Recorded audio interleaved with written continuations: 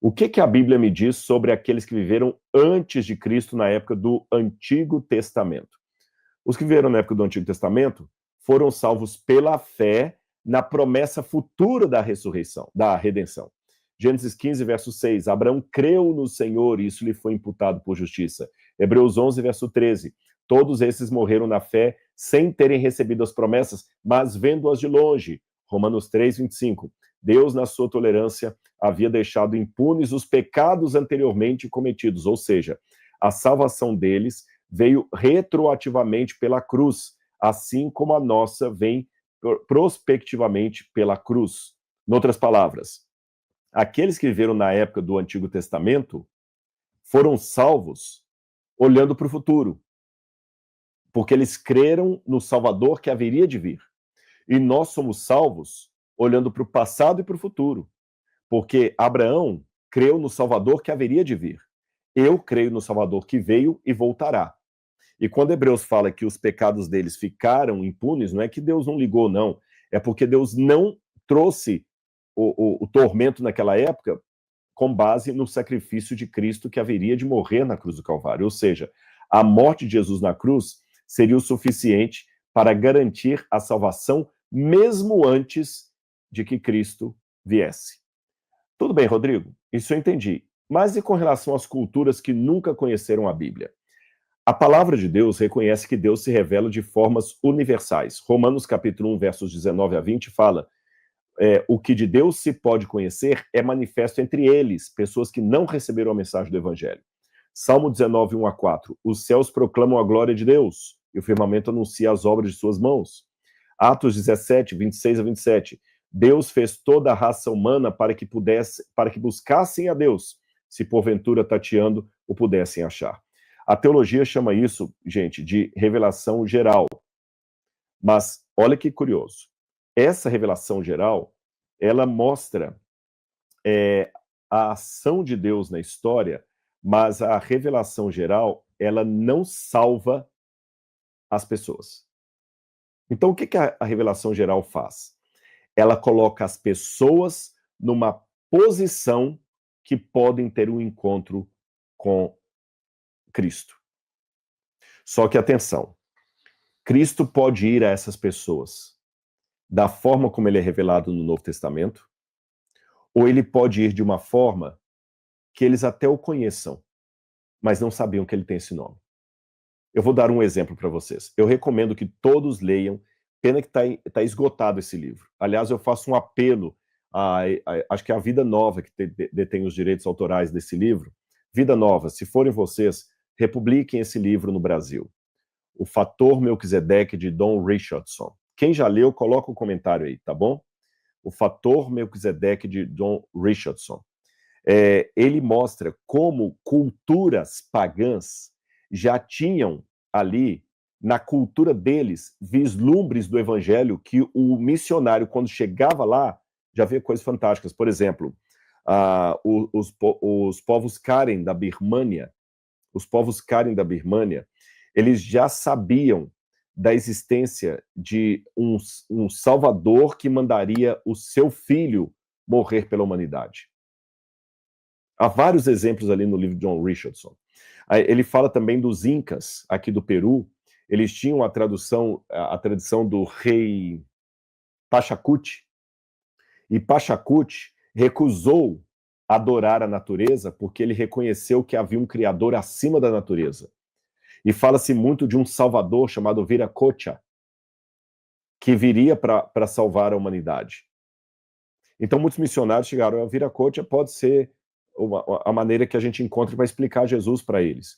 Na China mais antiga, você tem a menção a Shang-Ti. E Shang-Ti é o grande Deus que desce do céu numa forma filial para salvar a humanidade. Tanto é que nas Bíblias em chinês, o tetragrama, às vezes Deus da Bíblia é chamado de Shang-Ti, que é uma maneira de nos aproximarmos da cultura do chinês. Então esses povos tiveram um vislumbre do evangelho e Deus vai julgá-los pela sinceridade deles mediante aquilo que eles puderam conhecer.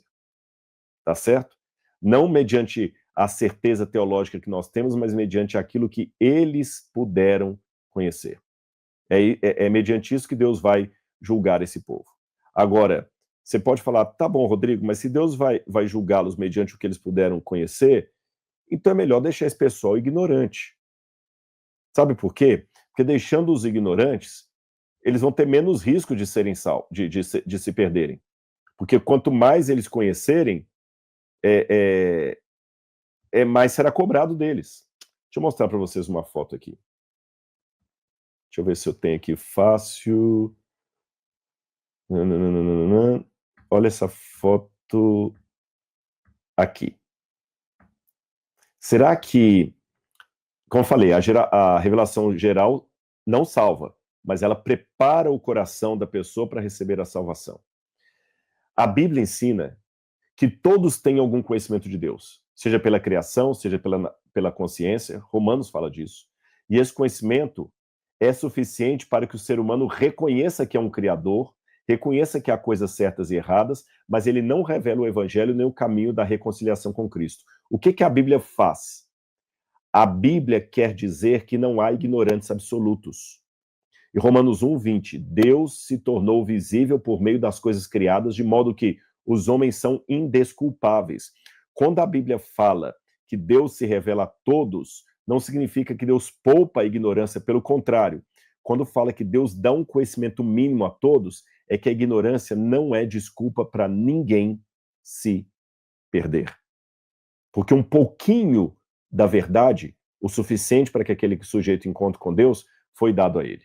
Aí você fala, tá bom, mas a gente que conhece mais será mais cobrado. Aqui, ó, são o povo da Birmania que eu havia mencionado para vocês, tá bom? Que conhecem lá.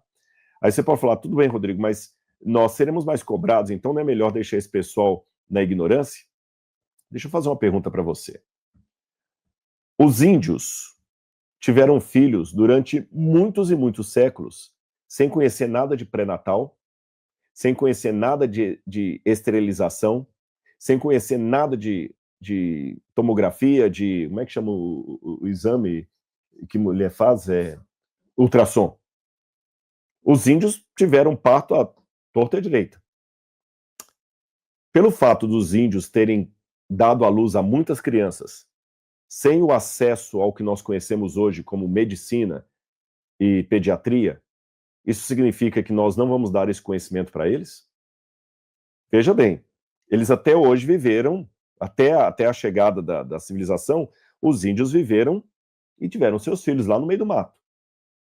Mesmo assim, não é bom construir hospitais e maternidades e também colocar um ultrassom na barriga de uma mulher indígena? Então, veja bem, o fato de um grupo não conhecer uma realidade e sobreviver naquela ignorância não é motivo para eu não levar o conhecimento para eles. Pelo contrário, levar o conhecimento é um ato de amor. Outro exemplo que eu vou dar. Durante a Europa, na peste bubônica, a peste negra, muitas pessoas sobreviveram à peste negra. Mas isso significa que eu não vou levar para eles o conhecimento a respeito da leptospirose e dos atos de higienização que nós conhecemos hoje? Levar o conhecimento ao outro é um ato de amor, antes de tudo. É um ato de cumprir, de amá-los como Deus amou ao mundo. Tá certo? E o último ponto que eu queria colocar aqui da salvação é justamente a glorificação, que é a obra definitiva de Deus. A glorificação é a consumação da salvação, quando o crente é transformado à imagem de Cristo. E quando ela acontecerá? No futuro, na ressurreição de Cristo, na ressurreição final, no arrebatamento da igreja. E quem é o agente? Deus Pai e o Filho. E o resultado? O corpo glorificado, liberdade total do pecado, nunca mais pecaremos, vida eterna com Deus. Quais passagens bíblicas falam da glorificação? Romanos 8, versículo 30. Aos que justificou, esses também glorificou.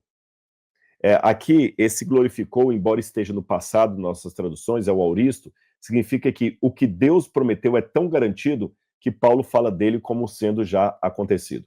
Filipenses 3, 12 a 14, 20 a 21, Paulo disse: não que eu já tenha recebido isto, ou tenha obtido a perfeição, a glorificação final, mas prossigo para conquistar aquilo para o que também fui conquistado por Cristo Jesus. Irmãos, não penso que eu mesmo já o tenha alcançado, mas uma coisa faço, esquecendo-me das coisas que para trás ficam e avançando para as que diante de mim estão, prossigo para o alvo, para o prêmio da soberana vocação de Deus em Cristo Jesus. Ele transformará o nosso corpo de humilhação para ser conforme o corpo da sua glória. Eu quero só lembrar uma coisa que eu esqueci, duas coisas que eu esqueci de mencionar a respeito daqueles que são aparentemente ignorantes a respeito do evangelho. O exemplo máximo que eu tenho para ilustrar como o Espírito Santo pode atingir alguém que não teve nenhum conhecimento de Bíblia, de evangelho ou de Jesus, é o de Helen Keller. Já ouviu falar dessa mulher? Se não, pesquisa depois no Google a história de Helen Keller. Helen Keller, ela teve uma doença na sua infância, com menos de um mês de idade, uma febre muito grande, que a tornou permanentemente cega e 100% surda. Ela não enxergava mais nada, não ouvia mais nada. Por ser cega e surda, ela não tinha aprendido a falar. Então ela viveu num mundo completamente fechado, no ostracismo cultural, porque Helen Keller não falava, não ouvia, não enxergava. Nada, nada, nada, absolutamente nada. Ela nunca, não sabia o que era um som. Ela nunca soube o que é uma visão. E Anne Sullivan passou a vida toda ensinando Helen Keller a se comunicar com o mundo exterior. É linda essa história. E quando Anne Sullivan conseguiu fazer Helen Keller se comunicar com o mundo exterior e provar que ela não era louca, Helen Keller aprendeu a falar com Anne Sullivan. E aprendeu a ler lábios. Anne Sullivan fazia com que Helen Keller colocasse a mão assim nos lábios da pessoa, e a pessoa falava e ela conseguia ler os lábios meus sem ter visão. E ela conseguia entender o vibrato do peito. Lindo, lindo a história. E Helen Keller se tornou escritora, aprendeu a ler braille, aprendeu a falar. E fizeram várias perguntas para Helen Keller. Por exemplo, como é que era o sonho dela? Já que os nossos sonhos são constituídos de imagens e sons, com o que Helen Keller sonhava? Como era o pensamento de Helen Keller se ela não tinha idioma nenhum? Porque até Anne Sullivan lhe ensinar inglês, Helen Keller não tinha noção de idioma nenhum da Terra. Porque ela vivia num mundo de silêncio e trevas absolutas. E Helen Keller se tornou uma mulher muito piedosa. Caiu até um pouco para o misticismo. E no livro dela, My Religion, ela conta de um episódio onde as pessoas perguntaram: você aprendeu tudo da vida com Anne Sullivan? Sim, tudo. Até quem eu era. E falaram: e sobre Jesus? Você também aprendeu com Anne Sullivan? Helen Keller falou: não. A única coisa que eu não aprendi com Helen Keller foi sobre Jesus. Eu, no meu mundo de silêncio e trevas, eu sabia que Jesus existia e era o meu Salvador. Eu só não sabia que ele tinha esse nome. Quando Anne Sullivan me apresentou a imagem de Jesus, eu liguei com aquilo que eu tinha no meu mundo de escuridão e de silêncio. Uau! Jesus falou para Nicodemos: o Espírito sopra onde quer. Você ouve a sua voz, mas não sabe de onde ele vem nem para onde ele vai. E espírito em grego e hebraico, ruach, ou pneuma, é a mesma palavra para vento, sopro. E o Espírito de Deus, então, ele sopra onde quer. Como se fala assim, o Espírito espiriteia. Então deixa Deus agir. A sua obrigação é pregar o Evangelho. Mas quem convence a pessoa do pecado, da justiça e do juízo é o Espírito Santo. E é ele que vai chegar no coração das pessoas. Percebeu? É o Espírito Santo de Deus.